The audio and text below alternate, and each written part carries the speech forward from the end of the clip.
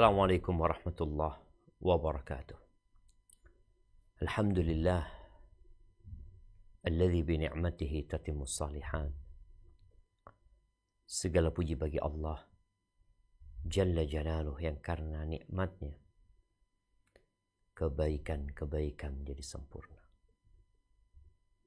Yang karena rahmatnya niat baik hamba dapat terlaksana. Semua kebaikan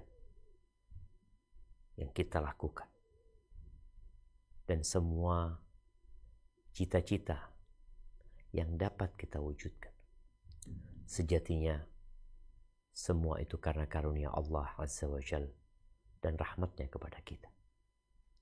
Maka semoga kita dibantu oleh Allah untuk dapat mensyukuri nikmat yang Dia berikan kepada kita.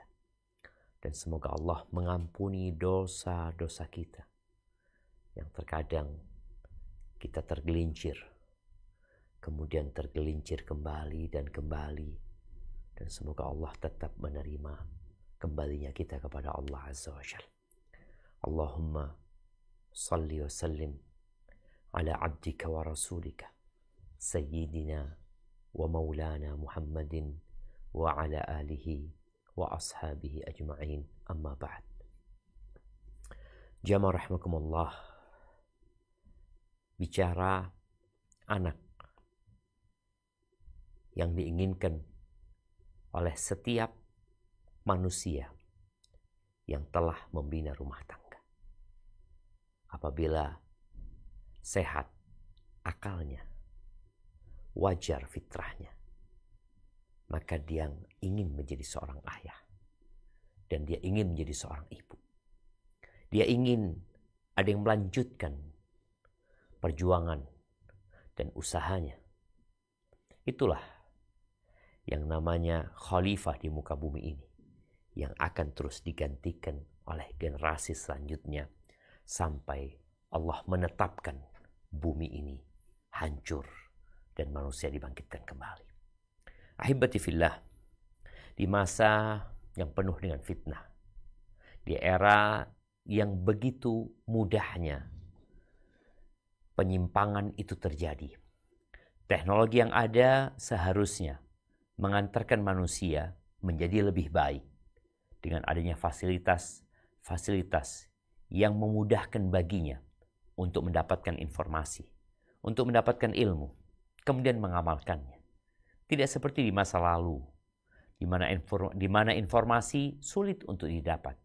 Ilmu pun diraih dengan perjuangan dan memeras keringat. Jarak tempuh yang jauh harus dilakukan demi mendapatkan ilmu. Tapi sekarang, ana di Jember dan teman-teman yang lain berada di berbagai belahan negeri Indonesia. Semua bisa mendengar, semua bisa menyimak. Tapi kenapa kita melihat sepertinya teknologi yang ada, berbagai macam sarana yang memudahkan, membuat sebagian kita hidup dalam penderitaan. Hidup tidak mengikuti aturan. Bahkan di akhir-akhir kemarin ya, kita membaca, mungkin juga mendengar adanya istilah fantasi sedara. Kita juga mendengar adanya kakak beradik yang berzina sampai kemudian hamil, melahirkan anaknya dan anaknya pun mati. Kita juga melihat adanya anak-anak yang hidup di jalanan, yang kita berpikir kemana sih orang tuanya, yang terkadang sampai larut malam, lewat jam 12, mereka masih nongkrong di pinggir jalan. Bahkan kadang-kala sampai hampir subuh, mereka masih ada di sana. Ya, geng-geng motor, tawuran-tawuran anak-anak yang meresahkan masyarakat, itu terjadi di negeri kita. Dengan masyarakat muslim yang adzan dikumandangkan di berbagai masjid-masjid yang ada. Dan mereka mendengar. Tapi kenapa itu terjadi? Maka hari ini insya Allah kita akan mengkaji bagaimana sih Nabi kita Muhammad alaihi salatu wassalam yang diutus sebagai rahmatan lil alamin memberikan pengajaran kepada para sahabatnya dan tentunya kepada umatnya dalam mendidik anak-anak kita. Ingat, anak itu lahir membawa rizkinya. Dia tidak memakan rizki orang tuanya. Kekhawatiran dengan kemiskinan, kesulitan ekonomi hanya muncul dari orang-orang yang imannya lemah, yang tidak tahu dengan hakikat kehidupan ini. Dia berpikir rizki itu karena kerja, rizki itu karena usaha. Betapa banyak kita ngelihat orang-orang yang kerjanya sedikit, rizkinya banyak. Dan ada orang-orang yang kerjanya keras, capek, lelah, tapi rizkinya sedikit. Karena memang yang memberikan rezeki adalah Allah Azza wa Jalla. Dan berapa banyak orang yang uangnya triliunan, mati. Anaknya cuma satu. Anaknya cuma dua. Kau punya uang triliunan. Rizkimu sudah selesai. Itu jadi rezeki anak-anakmu. Bukan orang tua yang mengatur rezeki anaknya. Bukan pemerintah yang mengatur rezeki rakyatnya. La. Tapi Allah. Innallah wa razzaq dzul quwwatil matin. Jamaah rahimakumullah. Bicara mendidik anak. Ada pasangan hidup kita yang merupakan musuh buat kita. Yang tidak mendukung kita dalam mendidik anak-anak kita. Dan ada anak-anak yang musuh buat orang tuanya. Karena mereka tidak nurut, tidak taat. Mungkin juga mereka dapat menyeret orang tuanya menuju kepada kemaksiatan. Allah Azza wa Jalla berfirman di surat Taghabun ayat 14 sampai 16. Kita baca ayat ini. Nah.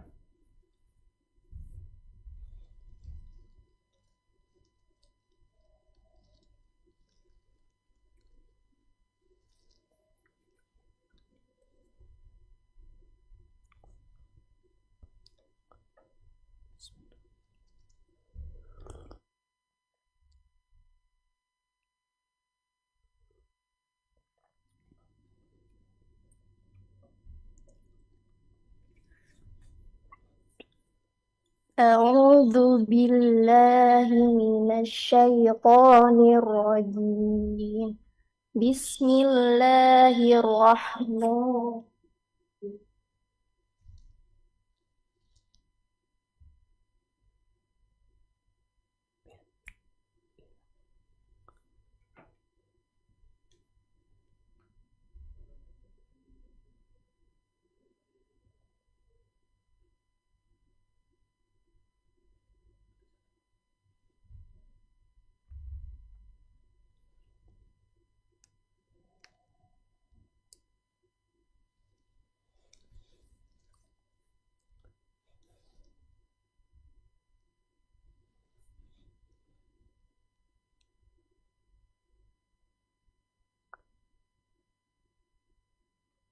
أعوذ بالله من الشيطان الرجيم بسم الله الرحمن الرحيم يا أيها الذين آمنوا إن من أزواجكم وأولادكم عدوا لكم فاحذروهم وإن تعفوا وتصفحوا وتغفروا فإن الله غفور رحيم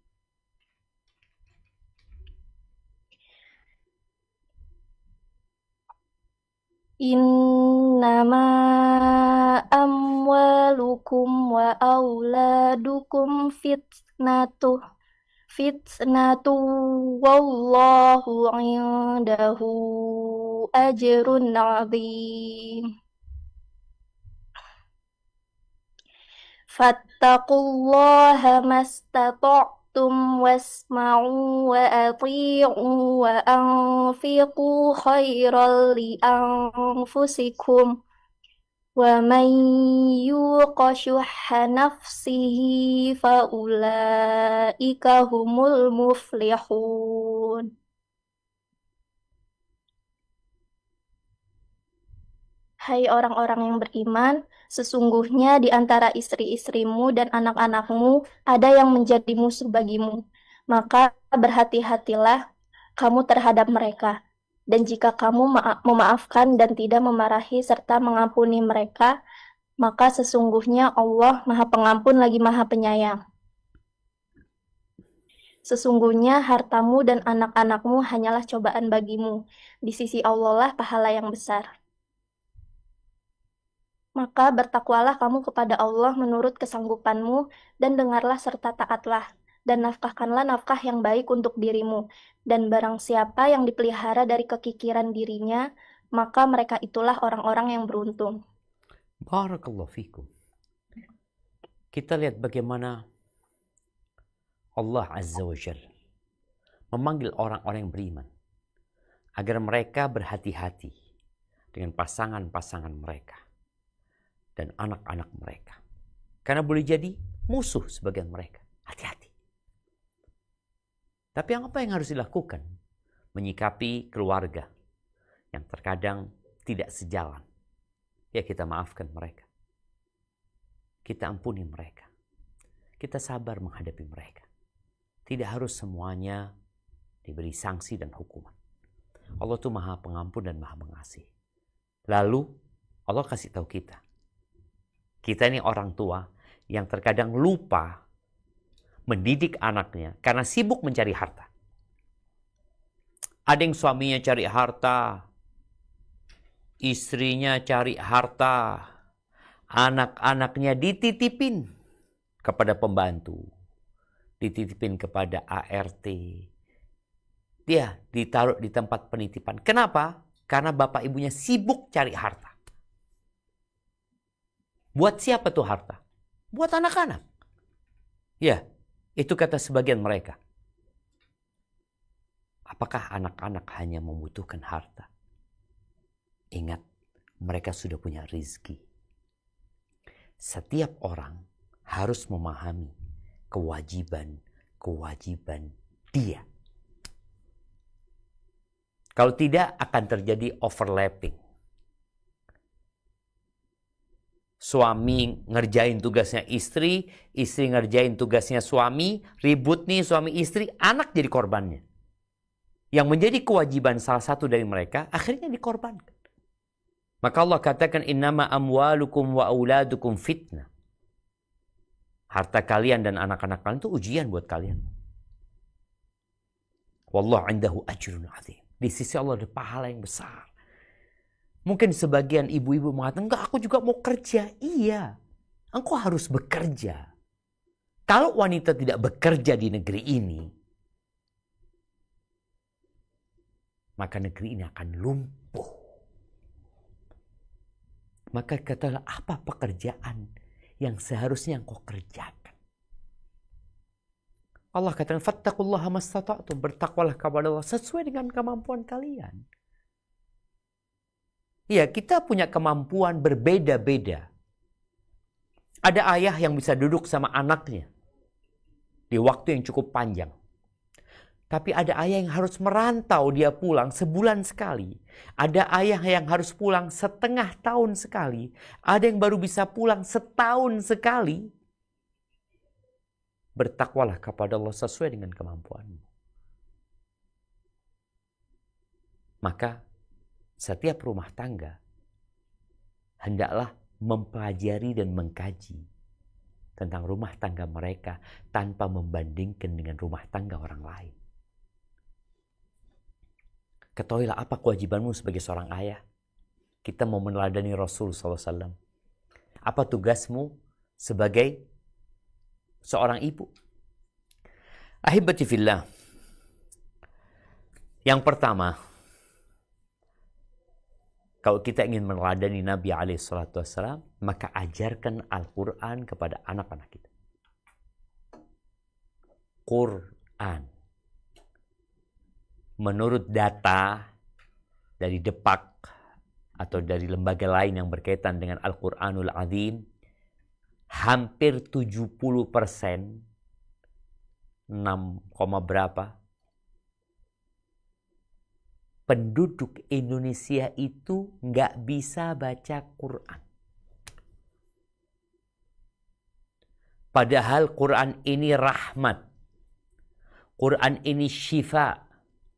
Quran ini yang menenangkan hati. Ketika seorang tidak bisa membaca Al-Quran, karena orang tua sibuk mengajarkan kepada anaknya berbagai macam ilmu dunia, yang dengannya akan mendapatkan harta, mungkin akan menjadi pejabat negara. Kalau ternyata nih nggak bisa baca Quran, maka ketahuilah bahwa dia kehilangan arah. Inna hadzal Qur'an yahdi lillati hiya aqwam. Ini Quran memberikan petunjuk kepada jalan yang paling lurus. Nabi SAW mengatakan, khairukum man ta'allama al-Qur'ana wa 'allamahu, rawahul Bukhari. Yang terbaik di antara kalian, yang terbaik. Jadi kalau bicara ilmu yang paling baik yang dipelajari, guru yang paling baik yang mengajarkan, maka Al-Quran. Maka tolong orang tua ajarkan Al-Quran kepada anaknya. Kalau engkau nggak bisa, pilihkan sekolah yang baik buat anakmu yang mengajarkan Al-Quran. Mungkin privat. Mungkin diantarkan ke masjid. Kalau orang tuanya nggak bisa, ya engkau carikan orang yang bisa. Dan pesan anak, tolong pengajar Al-Quran ini dimuliakan. Dikasih mukafaah yang sesuai. Jangan guru matematika, engkau kasih 1 juta. Guru Quran engkau kasih 300.000. Yang terbaik adalah yang mengkaji Al-Quran dan mengajarkannya. Tapi kita lebih mementingkan kehidupan dunia. Kita berpikir matematika bisa menghasilkan uang. Al-Quran apa? Wallah, Al-Quran memberikan kepada kita kebahagiaan dunia dan akhirat. Muliakan guru Al-Quran. Yang kau seharusnya jadi gurunya. Dan buat orang-orang yang punya rumah Quran, yang punya sekolah, tolong berkaitan dengan Quran, yang merupakan pesan Nabi SAW yang terbaik adalah yang belajar Al-Quran dan mengajarkannya, diperhatikan, dihargai, dihormati, diagungkan. Itu yang pertama. Yang kedua, menanamkan akidah yang benar di dalam diri anak-anak kita. Kita tahu surat Luqman ayat 13. Apa kata Allah Azza wa Jalla? Nah,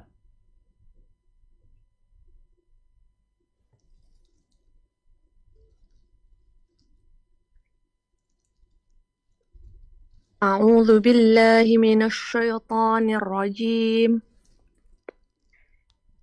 وإذ قال لقمان وإذ قال وإذ قال لقمان لقمان لابنه وإذ قال لقمان لابنه وهو يعظه يا بني لا تشرك بالله إن الشرك لظلم عظيم. Artinya, dan ingatlah ketika Luqman berkata kepada anaknya pada waktu ia memberi pelajaran kepadanya, Hai anakku, janganlah kamu mempersekutukan Allah. Sesungguhnya mempersekutukan Allah adalah benar-benar kezaliman yang besar. Barakallahu fiik. Rasul sallallahu alaihi wasallam membacakan ayat ini kepada para sahabat. Dan akhlak beliau adalah Al-Quran. Jadi semua yang ada dalam Al-Quran, Nabi telah mengamalkannya. Pendidikan anak, ajarkan Al-Quran, tanamkan akidah yang benar. Apalagi di masa anak-anak kita menonton perkara-perkara yang penuh dengan kesyirikan, dengan khurafat. Maka kita perlu membentengi anak kita dengan akidah yang benar. Ajarkan kepada anak kita la ilaha illallah. Bagaimana Nabi SAW ketika membonceng Ibnu Abbas yang masih bocah. Beliau mengatakan kepadanya, ya ghulam inni u'allimuka kalimat. Wahai bocah, aku akan mengajarkan kepadamu beberapa kalimat. Ihfadillah yahfadka. Ihfadillaha tajidhu tujahak. Jagalah Allah, Allah akan menjagamu. Jagalah Allah, engkau akan mendapati Allah di hadapanmu. Idza sa'alta fas'alillah wa idza sta'anta fasta'in billah. Kalau engkau meminta, mintalah kepada Allah. Kalau engkau membutuhkan pertolongan, mintalah pertolongan kepada Allah, bukan kepada batu. Bukan kepada roh-roh yang ada. Bukan kepada orang-orang yang telah meninggal dunia. Bukan kepada nenek moyang. Tapi kepada Allah. Ajarin tuh anak. Bagaimana ketika dia mau sesuatu, nak minta sama Allah. Terus langsung. Engkau katakan, ya Allah, aku ingin motor umpamanya. Minta sama Allah. Allah berjanji akan mengabulkan doa-doa hamba.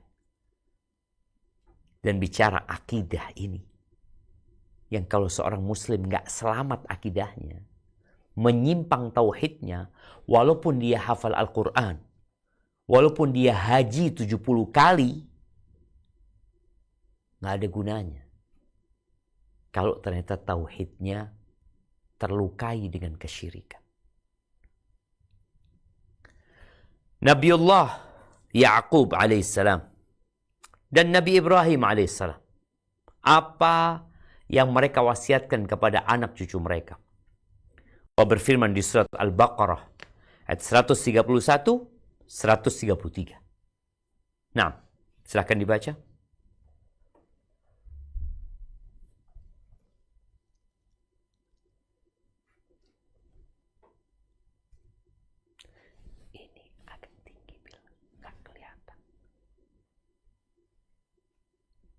A'udzu billahi minasyaitonir rajim. Terus. Idza qala lahu rabbuhu aslim qala aslamtu li rabbil alamin. Artinya ketika Tuhannya berfirman kepadanya, tunduk patuhlah. Ibrahim menjawab, aku tunduk patuh kepada Tuhan semesta alam. Wa wassa biha Ibrahim banihi wa Ya'qub. Ya bani inna Allah astafa lakumuddin fala tamutunna illa wa antum muslimun. Artinya, dan Ibrahim telah mewasiatkan ucapan itu kepada anak-anaknya. Demikian pula Yakub. Ibrahim berkata, hai anak-anakku, sesungguhnya Allah telah memilih agama ini bagimu, maka janganlah kamu mati kecuali dalam memeluk agama Islam. Am kuntum syuhada'a idh hadara Ya'qubal maut idh qala li banihi ma ta'buduna min ba'di qalu na'budu ilahaka wa ilaha abaika Ibrahim wa Ismail wa Ishaq ilaha wahidaw wa nahnu lahu muslimun. Artinya, adakah kamu hadir ketika Yakub kedatangan tanda-tanda maut ketika ia berkata kepada anak-anaknya, apa yang kamu sembah sepeninggalku? Mereka menjawab, kami akan menyembah Tuhanmu dan Tuhan nenek moyangmu. Ibrahim, Ismail, dan Ishak, yaitu Tuhan yang Maha Esa, dan kami hanya tunduk patuh kepadanya. Barakallahu fikum. Kita lihat ya bagaimana Nabi Ibrahim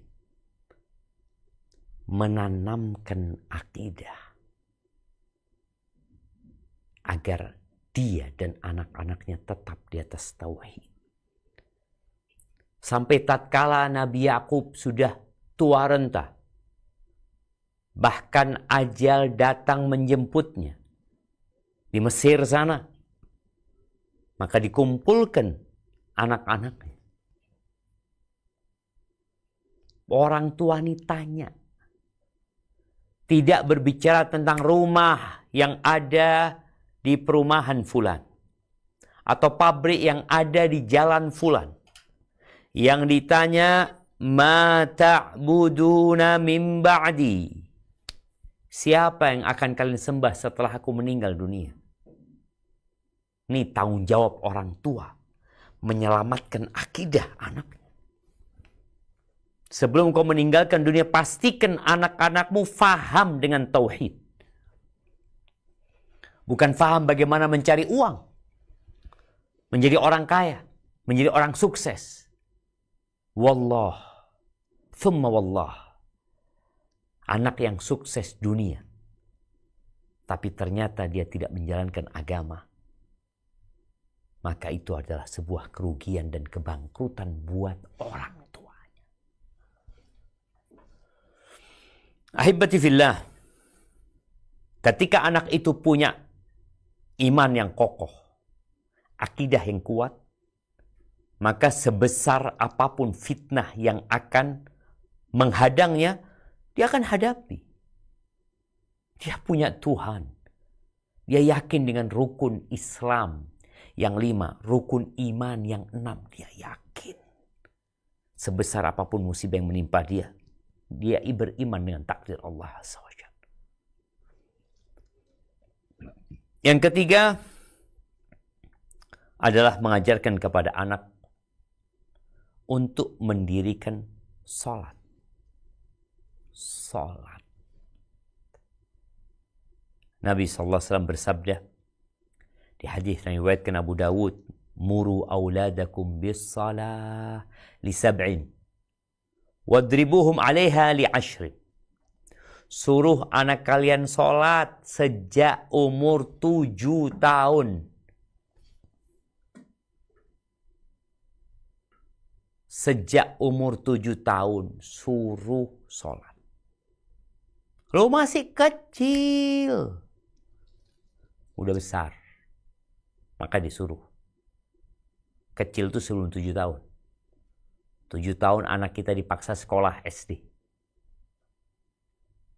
Jauh sekolahnya, kita antarkan. Anaknya ngantuk, kita bangunin, kita rayu bagaimana dia sekolah. Maka sholat harus lebih dipentingkan daripada sekolah. Kalau dikasih 2 pilihan, sekolah atau sholat, sholat dulu. Nggak sekolah, nggak apa-apa. Yang penting sholat. Kenapa? Sholat itu mencegah dari perbuatan keji dan mungkar. Yang pertama dihisap pada hari kiamat itu sholatnya. Kalau sholatnya benar, yang lain insya Allah benar. Tapi kalau sholatnya berantakan, orang tua nggak peduli sama anaknya untuk sholatnya, maka kesian anak-anak masa depannya. Pukul dia setelah umur 10 tahun nggak mau sholat, dipukul. Jadi ada proses 3 tahun orang tua merayu, mengajak, memberikan hadiah. bagaimana anak-anak itu jadi mau melakukan ketaatan. 3 tahun. Cukup lama. Maka orang tua perlu bersabar menyuruh anaknya sholat. Wa'amur ahlaka bis-salah wastabir 'alaiha. La nas'aluka rizqa nahnu narzuquk wal 'aqibatu lit-taqwa. Kata Allah Azza wa Jalla, suruh keluargamu sholat. Anak-anakmu suruh sholat. Dan bersabar ekstra dalam menyuruh mereka sholat. Kami nggak minta rizki dari kalian, kata Allah. Kami akan kasih rizki kepada kalian. Dan kesudahan yang baik itu buat orang-orang yang bertakwa kepada Allah Azza wa Jalla. Kemudian bicara sholat ini, kita tahu ada sholat yang maksimal, ada yang minimal. Anak-anak nih, ya yang penting dia sholat. Kadangkala pakaiannya, ya mungkin nggak ganti karena dia habis main layangan ya. Kemudian dengar azan. Kadang-kala orang tua, oh enggak, harus mandi dulu, ganti baju dulu. Jangan. Akhirnya anak itu merasa bahwa sholat itu beban. Tapi kok ternyata dia bisa sholat dengan pakaian mainnya, yang penting pakaiannya suci, dan dia bersuci, selesai. Kenapa kita harus kasih beban sama dia, sehingga dia terbebani dengan sholat? Karena untuk sholat itu ada proses panjang yang harus dia lewatin. Dia harus mandi, dia harus ganti baju, kemudian dia sholat, lalu nanti dia nggak bisa main lagi. Karena udah ganti baju, udah bersih. Ingat, sholat itu harus suci, nggak harus bersih. Boleh jadi pakaiannya ada lumpurnya. Dan lumpur tanah itu tidak najis. Boleh sholat? Boleh. Maka orang tua hendaklah berusaha untuk mengajarkan sholat kepada anak-anaknya sejak dini. Kalau anak itu anak laki, silakan orang tuanya membawa ke masjid. Dan kalau dibawa di masjid, atau dibawa ke masjid, tolong diperhatikan. Jangan sampai mengganggu yang lain. Kemudian Nabi SAW mendidik anak-anak dengan kasih sayang. Dengan kelembutan dan kasih sayang. Itu hukum asalnya. Tegas, oh tadi 3 tahun nggak sholat, pukul. Tapi proses menuju ke sana perlu adanya kasih sayang dan kelembutan. Nabi SAW mengatakan, ma kana rifku fi syai'in illa zanah, wa ma nuzi'a min syai'in illa sya'nah. Tidaklah kelembutan itu berada di tempat atau di sesuatu, melainkan akan menghiasinya, memperindahnya. Dan tidak dicabut dari sesuatu, melainkan akan jadi buruk ketika hilang kasih sayang itu. Man la yarham la yurham. Kata Nabi SAW, barang siapa yang tidak mengasihi, maka dia tidak akan dikasihi. Idza aradallah bi ahli baitin khairan, anzala alaihimur rifq. Kalau Allah ingin kebaikan buat satu rumah tangga, maka Allah akan turunkan kelembutan di rumah tangga itu. Nggak teriak-teriak bapaknya mendidik anaknya. Ibunya juga tidak teriak-teriak yang mengganggu tetangganya, apalagi anaknya. Di hadis Abu Hurairah radhiyallahu taala anhu, dia mengatakan, qabbalan nabiyyu sallallahu alaihi wasallam Al-Hasan ibn Ali. Nabi alaihi salatu wassalam mencium Hasan, putranya Ali, cucunya Nabi SAW. Dicium oleh Nabi SAW. Dan di situ ada Al-Aqra ibn Habis At-Tamimi sedang duduk. Lalu apa kata Aqra? Inna li ashratan minal walad ma qabbaltu minhum ahadan. Kita disuruh mencontoh Nabi SAW. Ini Aqra merasa yang dia lihat dari perbuatan Nabi SAW kok kurang pas dalam pandangan dia. Dia mengatakan, aku punya 10 anak. Satu pun nggak ada yang aku cium. Fanadhara ilaihi Rasulullah sallallahu alaihi wasallam thumma qala man la yarham la yurham. Maka Nabi alaihi salatu wasallam memandang kepada Al-Aqra' bin Habis sambil mengatakan, barang siapa yang tidak mengasihi, dia tidak akan dikasihi. Maka tolong didik anak-anak dengan rahmat, dengan kelembutan, dengan kasih sayang, dan hindarin kekerasan. Ganti dengan dialog, ganti dengan ngobrol sama anaknya. Tapi ada kondisi yang anak-anak perlu dipukul umpamanya, boleh. Wa qasa liyazdajiru. Kadang-kala orang itu keras demi anak-anaknya itu berhenti melakukan pelanggaran dan kesalahan. Wa man yaku haziman falyaksu ahyanan ala man la yarhamu. Ala man yarhamu. Barang siapa yang menjadi orang yang tegas, yang berakal sehat, hendaklah sekali-kali dia itu bersikap keras kepada yang dia kasih. Ahibati fillah, jangan sampai orang tua memanja anaknya sehingga kelewatan. Karena terlalu sayang sama anaknya, lembut sama anaknya nggak sholat dibiarin. Dengan ungkapan masih kecil, masih kecil.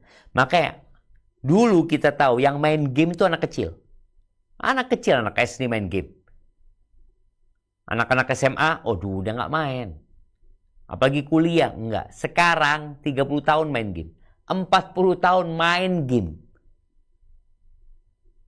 Ada apa? Kemudian menanamkan akhlak yang mulia.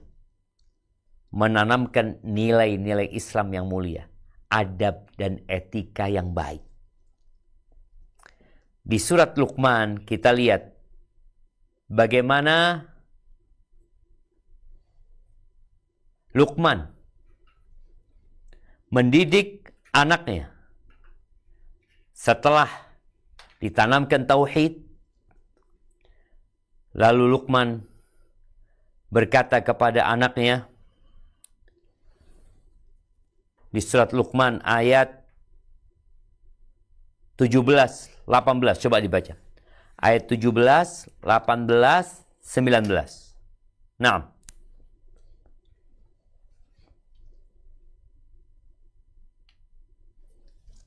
A'udzu billahi minasy syaithanir rajim. Ya bunayya aqimis salata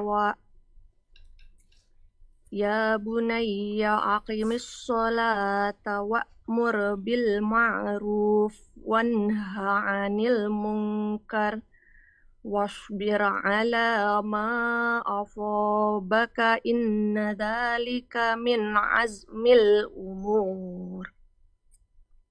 Hai anakku, dirikanlah sholat dan suruhlah manusia mengerjakan yang baik dan cegahlah mereka dari perbuatan yang mungkar.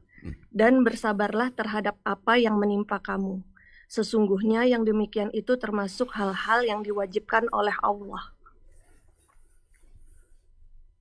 Wala tusa'ir khaddaka linnasi wala tamshi fil ardi marahan innallaha la yuhibbu kulla mukhtalin fakhur. Dan janganlah kamu memalingkan mukamu dari manusia karena sombong, dan janganlah kamu berjalan di muka bumi dengan angkuh. Sesungguhnya Allah tidak menyukai orang-orang yang sombong lagi membanggakan diri. Waqsid fi mashyika waghdud min sautik inna ankaral aswati la sautul hamir. Dan sederhanalah kamu dalam berjalan, dan lunakkanlah suaramu. Sesungguhnya seburuk-buruk suara ialah suara keledai. Jamaah rahimakumullah, kita lihat ya, setelah pendidikan diajarkan Al-Quran, ditanamkan tauhid dan akidah yang benar, kemudian dididik dengan kasih sayang untuk mendirikan sholat. Setelah itu, ya, anak kita dididik untuk berakhlak mulia. Yang pertama, amar ma'ruf nahi mungkar. Di sekolah-sekolah terjadi pembulian terhadap satu anak, yang lainnya diam. Bahkan yang lainnya kadangkala ikut-ikutan. Dan yang diam sama aja. Karena dia membiarkan kemungkaran. Ini bertentangan dengan pendidikan yang diajarkan Nabi alaihi salatu wassalam. Engkau dirikan sholat, engkau amar ma'ruf nahi mungkar, dan sabar. Sabar, orang yang amar ma'ruf nahi mungkar itu gak disukai sama kawan-kawannya di sekolah. Kenapa? Nanti dia laporan sama gurunya, dia memberitahu gurunya, ada kawannya dibully, akhirnya dia diem saja. Gak kayak gitu. Nabi SAW mengajarkan. Wasbir ala ma asabak, sabar akan apa yang menimpamu. Ketika seorang sudah baik dan hendak memperbaiki orang lain, dia akan dibenci sama orang lain. Tapi itu kewajiban. Kemudian diajarin anak supaya nggak sombong. Sederhanalah jalan. Jadi kadang-kala anak orang kaya ini ingin menampakkan aku punya ini. Diajarin tuh anaknya. Enggak. Engkau nggak boleh sombong. Yang ada pada dirimu tuh milik Allah. Kalau Allah mau ambil, habis. Engkau dikasih paras yang tampan, paras yang cantik, ya, dikasih kulit yang bagus, jangan meremehkan orang lain. Allah nggak suka sama orang-orang yang congkak, angkuh, membangga-banggakan dirinya. Dan kalau ngomong yang baik, yang beradab. Jadi kalau bicara menanamkan akhlak, Nabi SAW ketika bicara sholat, beliau juga udah bicara bagaimana berinteraksi dengan keluarga, dengan kawan, ya. Seperti di hadis Abu Dawud, ya. Bagaimana Nabi SAW menyuruh agar anak tuh disuruh sholat sejak umur 7 tahun, dipukul ketika umur 10 tahun belum sholat. Wa farriqu bainahum fil mabaji. Nih, tolong pisahkan antara anak-anak di ranjang mereka, di tempat tidur mereka. Pisahkan. Jangan sampai mereka tidur di bawah satu selimut. Dipisahkan tempat tidurnya. Ini dalam rangka juga membiasakan mereka untuk berakhlak mulia. Karena kalau tidurnya sudah terpisah, dia sudah tahu bahwasanya, oh ini tempatnya kakakku. Ini kasurnya kakakku, ini kasurnya aku. Selain juga dapat menjaga kehormatan dirinya. Bicara akhlak, tolong orang tua tanamkan akhlak di diri anak-anaknya tidak hanya dengan bicara. Akhlak mulia itu keberanian, diajarin anaknya berani. Diajarin anaknya jujur. Jangan orang tua nyuruh anaknya jujur tapi dia bohong. Bagaimana sebagian orang tua nyuruh anaknya ketika ada tamu bilang bapak nggak ada, bapak ada. Kalau engkau capek terus bilang bapak sedang istirahat. Sehingga anak tahu bapaknya capek. Tapi kalau suruh ngomong nggak ada, berarti orang tua sudah mengajarkan kebohongan. Dan ingat, anak-anak itu mungkin salah mendengar, tapi dia nggak salah melihat. Tolong orang tuanya kalau ngomong sama bapak, ngomong sama ibunya, ibu ngomong sama suaminya, ya, itu dengan bahasa yang indah, yang penuh penghargaan, memuliakan, tidak teriak-teriak, tidak marah-marah. Karena di antara akhlak buruk itu adalah emosi dan marah. Kalau orang tuanya mendidik dengan akhlak yang mulia, mendidik agar anaknya berakhlak dengan akhlak yang mulia, menjadi panutan sebelum dia menjadi guru yang menjelaskan dengan lisannya, tapi dia mempraktekkan dengan raganya. Oh, anak-anak akan melihat. Dan dia akan tahu, bapakku Masya Allah, bapakku mulia. Dari mana kau tahu? Oh, bapakku memuliakan ibuku. Dan orang tua ya, jangan sampai anakmu trauma. Ada anak yang trauma tidak mau menikah karena dia melihat bapaknya mendolimin ibunya. KDRT di rumah, hindarin ya. Nabi lembut sama istri-istrinya. Piring pecah pun beliau tetap lembut, alaihi salatu wassalam. Baik, kemudian pengajaran. Ini termasuk pondasi untuk membangun kepribadian anak dan menumbuhkan kemampuan-kemampuan dia. Maka dalam agama kita, menuntut ilmu itu kewajiban, bukan sunnah. Talabul ilmi faridatun ala kulli muslim. Menuntut ilmu kewajiban buat setiap muslim. Maka orang tua harus mengajarkan kepada anaknya nilai-nilai Islam. Dia harus belajar. Dia beragama bukan ikut-ikutan. Karena kita alhamdulillah kita lahir di keluarga muslim, orang tua kita muslim, sehingga kita mengamalkan agama banyak hanya ikut-ikutan. Oh enggak, kau harus ajarkan. Diajarin tuh anak. Maka nanti disekolahkan agar dia belajar agama, diberi pondasi yang kuat tentang agamanya. Dan kalau bicara ilmu, maka al-ilmu qabla al-qawli wal amal. Berilmu terlebih dahulu sebelum berkata dan beramal. Kemudian orang tua hendaklah adil terhadap anak-anaknya. Karena Nabi SAW pernah didatangin oleh seorang sahabat yang dia minta kepada Nabi untuk menjadi saksi SAW. Ini bapak mau ngasih anaknya hadiah, budak. Ini hadis Nu'man bin Bashir. Bashir mau kasih Nu'man. Ibunya nggak setuju. Karena ibunya berpikir, loh, kalau engkau kasih dia, yang lainnya nggak dikasih, nanti anak-anak akan saling iri, dengki. Dianggap orang tuanya juga pilih kasih. Tapi sang ibu, ya wanita tadi harus pintar-pintar ngasih tahu suaminya. Sang istri tidak menolak, tapi mengatakan kepada suaminya, kalau engkau mau ngasih dia bang, aku ingin Nabi yang jadi saksi alaihi salatu wassalam. Berangkat kepada Nabi SAW. Maka Nabi alaihi salatu wassalam bertanya, apakah semua anakmu kau kasih? Enggak ya Rasulullah. Apakah engkau ingin semuanya berbakti kepadamu? Ingin ya Rasulullah. Jangan kau lakukan itu. Aku enggak mau jadi saksi atas kezaliman. Dan Nabi SAW mengatakan, ittaqullaha wa'dilu baina auladikum. Bertakwalah kepada Allah dan berlaku adillah terhadap anak-anak kalian.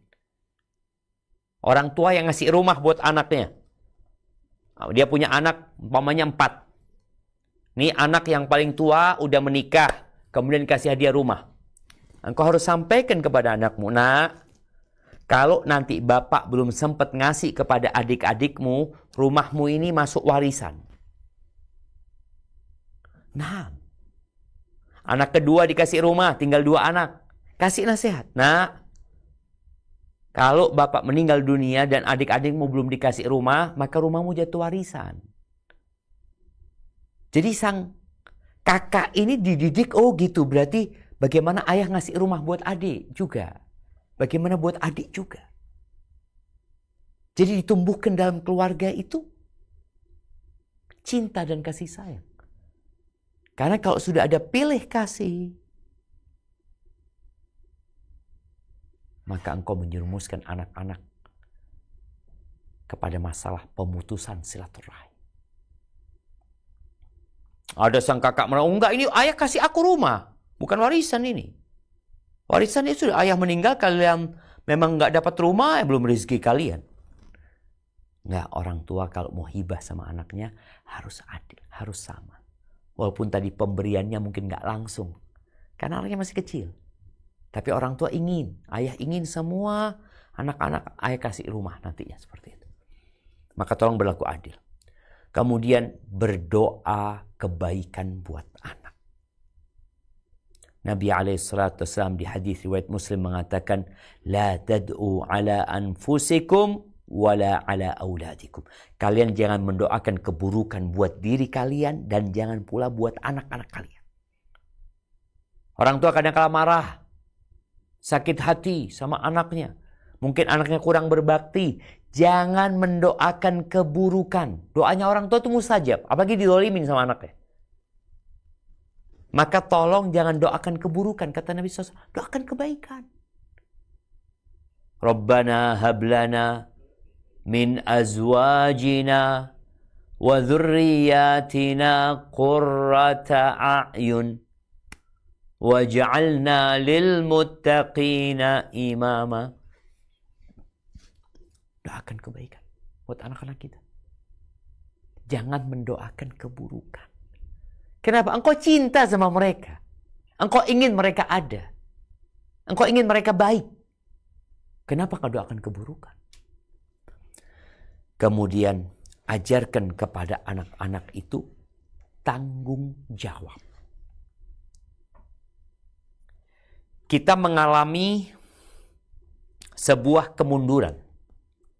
Kalau dulu anak SMP sudah bekerja, sudah dapat menghasilkan uang, sudah bisa menggantikan tugas orang tuanya. Sekarang sampai SMA kita katakan nih anak masih kecil. Nih anak masih kecil. Nggak dikasih tanggung jawab sama orang tuanya. Makanya umur pernikahan itu semakin mundur. Sekarang 19 tahun. Sebelumnya 17 tahun kalau nggak salah perempuannya. Sekarang jadi 19 tahun. Mungkin nanti jadi 21 tahun. Mungkin nanti jadi 31 tahun. Kenapa? Karena anak-anaknya nggak dewasa-dewasa. Oh masih kecil. Ingat. Anak itu kalau sudah balik dia dewasa. Dia sudah bisa nikah. Dan ketika nikah dia sudah bisa punya anak. Tapi karena mereka tidak dididik dengan pendidikan yang benar, tidak diajarin tanggung jawab, maka anak-anak nggak bisa apa-apa. Anak-anak kecil, tuh, anak-anak perempuan, ajarin boneka. Main boneka, gendong anak, merawat anaknya, masak-masakan, jual-jualan dia sama temennya, kemudian dia masak, dia menjamu tamu. Ajarkan kepada anak-anak. Dulu anak-anaknya para sahabat, dia bermain seperti itu. Aisyah bermain. Sekarang dikasih HP suruh main sendiri. Dikasih remote suruh tonton sendiri. Tolong, khususnya ibu nih. Untuk dampingi anaknya bermain. Agar anaknya tumbuh besar, menjadi seorang istri yang soleha, menjadi seorang ibu yang teladan. Oh, kalau urusan dia, mungkin dia bisa bekerja ini tuh, oh itu bonus. Tapi yang terpenting, dia menjadi istri yang soleh dan ibu. Dulu anak-anak gendong ya, anaknya sakit diobatin sama mereka.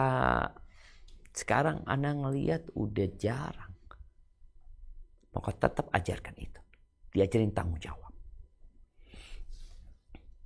Anas bin Malik ya, Anas bin Malik itu masih bocah, belum umur 10 tahun. Pernah suatu hari, mungkin pada waktu ini sudah di atas 10 tahun atau sebelum 10 tahun.